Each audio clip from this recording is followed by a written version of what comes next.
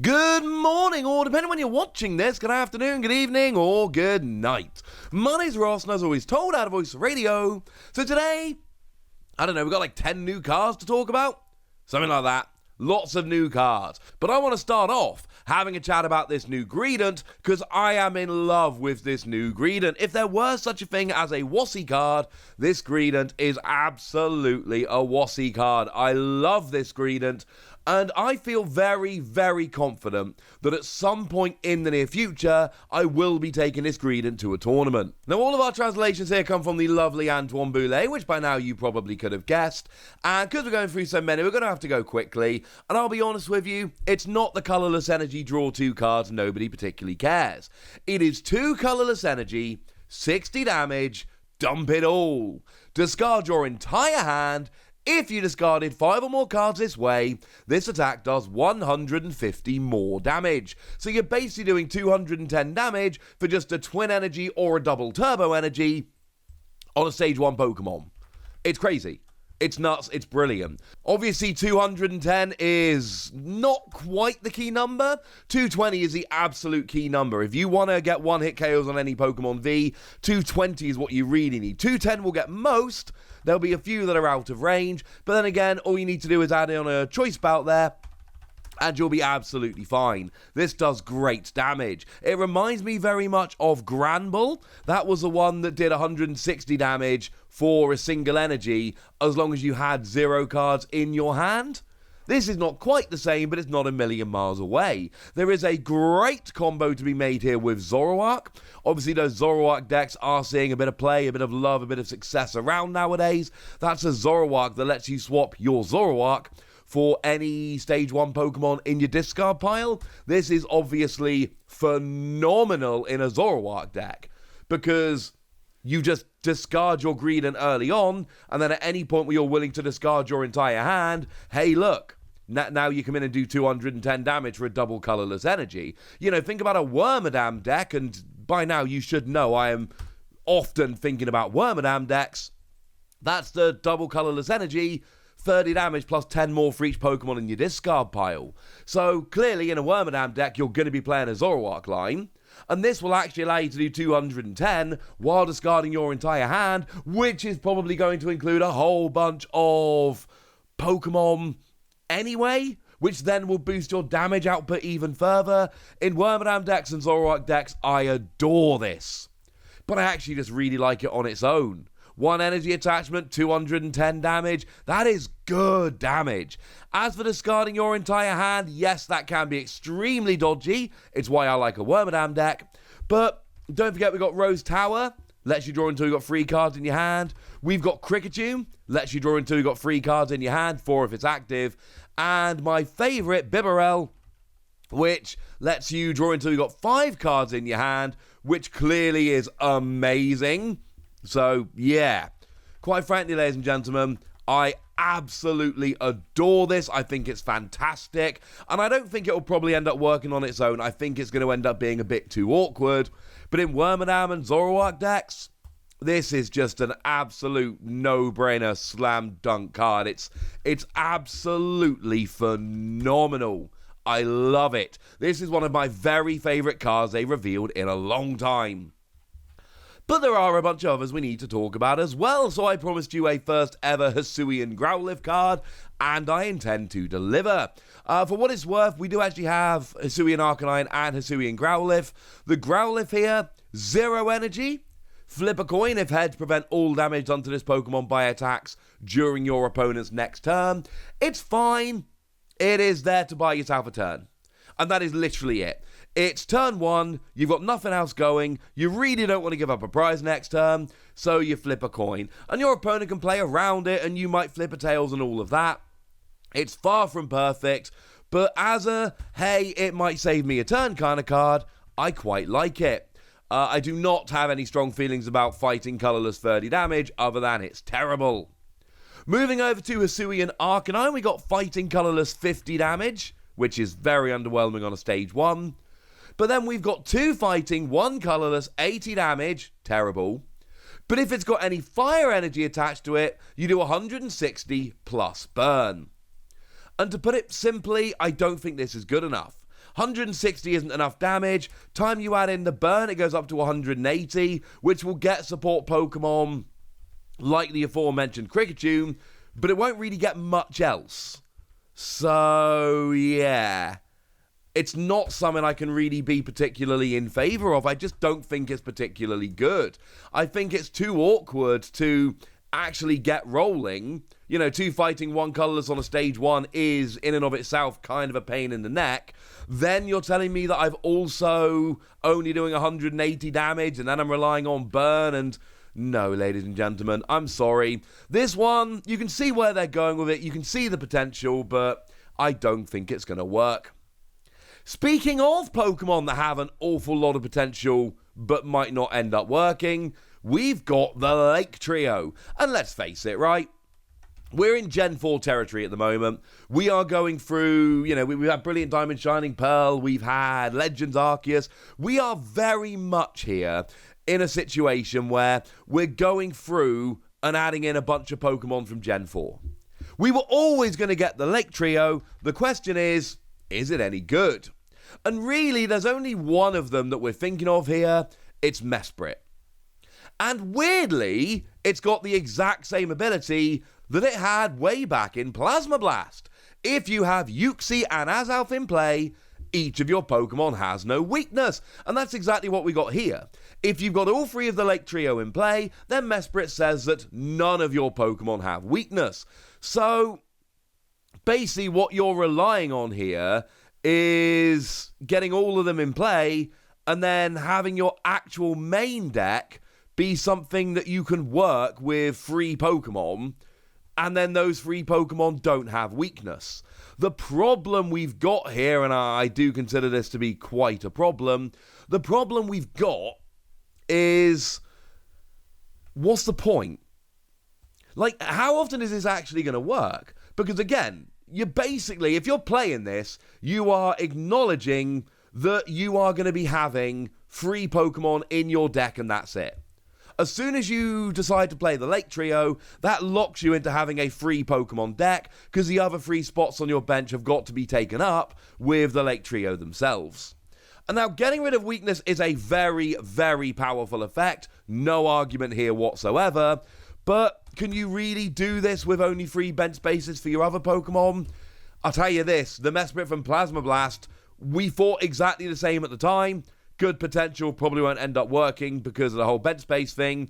And what happened was it had a lot of potential, but it never ended up working because of the whole bench space thing. And for that, I can only apologise. In terms of what they do, I mean, Mesprit's 2 energy, 30 damage. The less said about that, the better. Azelf is 1 energy, 30 damage plus confusion. I mean, to be fair, it's a single energy on a basic Pokemon, so there's reason for slight enthusiasm here. Because actually, you know, going second, turn 1, single energy, confusion can be annoying, all of that. I can see you playing this if you are playing these 3 cards anyway, but I don't think it's necessarily an overwhelming reason to play the card, if that doesn't sound too mean. And then you've got yourself Uxie, who has in the past been one of the very best Pokemon in the entire game. And here we've got Psychic Energy, 20 damage, or Colourless Energy, search for any 1 card and put it into your hand. And once again, it's like we said with Azelf. Basic Pokemon, single energy, absolutely. There is a situation where if you're playing this, you go second, turn 1, you use this to get what you need and get rolling.